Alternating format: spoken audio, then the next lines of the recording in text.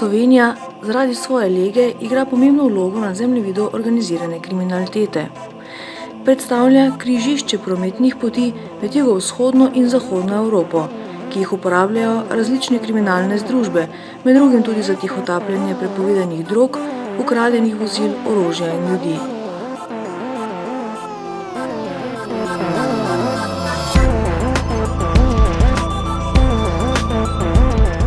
Mednarodni kriminal lahko ustavimo le s sodelovanjem, z ramo ob rami, s kolegi iz sorodnih delovnih področij in tujih policij ter hitro izmenjavo informacij.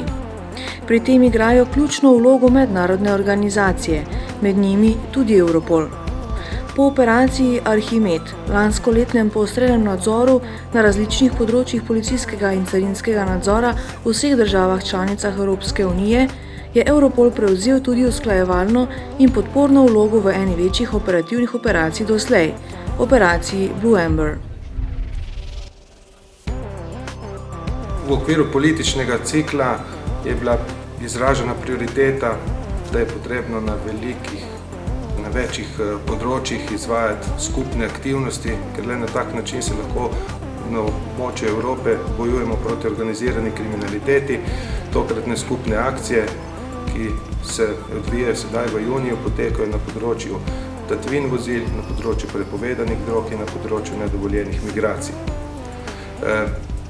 Na področju prepovedanih drog je fokus usmerjen predvsem v tihotapstvo prepovedanih drog z območja Afganistana. Ugotavlja se namreč, da največ heroina iz območja Centralne Azije prihaja prav s tovornjaki iz Afganistana in prav tukaj bo največja pozornost namenjena tovrstnim prevozom, ki izvirajo ali pa se izvajajo strani pakistanskih prevoznikov. Po drugi strani pa smo se organizirali tako, da si aktivnosti pri sami kontroli delimo skupaj s carino. Carinska služba bo določene dneve izvajala tako poostrene kontrole na mejnih prehodih, druge dni bo pa policija se bolj angažirala v te podrobnosti. Številne in obsežne skupne operativne akcije so po vsej Evropi potekale od maja. Ena izmed njih tudi na mejnem prehodu Šentilj. Mi bomo dejansko ta postajni nadzor izvedli na tak način, da bomo s pomočjo Darsa zaprli avtocesto, preusmerili in potem dejansko dvakrat po 2 uri kontrolirali.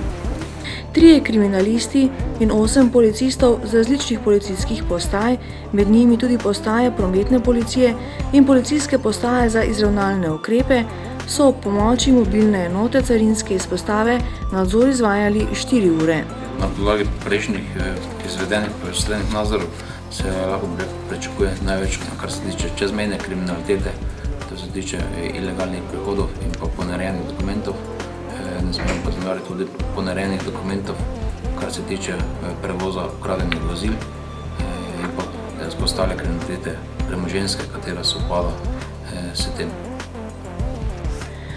Uspeh tovrstnih akcij se ne meri le z zasegi in aretacijami. Posebej dragocene so namreč tudi operativne informacije, ki bodo služile v novih preiskavah in operacijah.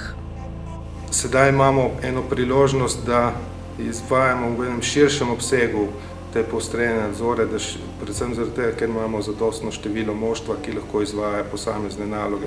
Tako da se ne osredotočajo samo na mejno kontrolo, preverjanje listin oziroma ustreznega vstopa ali izstopa potnikov, temveč da preverijo tudi morebitne